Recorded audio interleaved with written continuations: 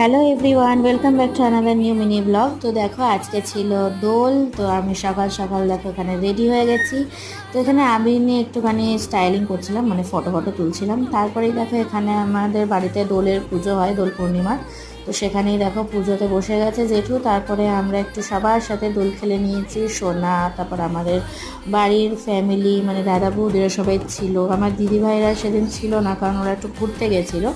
তো সেই জন্য আমরা সব রাস্তায় বেরিয়ে বেরিয়ে ঘুরে ঘুরে দোল খেলেছি সারাদিন ধরে। তো প্রথমে একটু সোনার কাছে গিয়ে ওকে রং মাখিয়ে, তারপরে আবার আমার দাদা বৌদিদের রং মাখিয়ে গেছিলাম অর্পণের দাদা বৌদিদের ওখানে।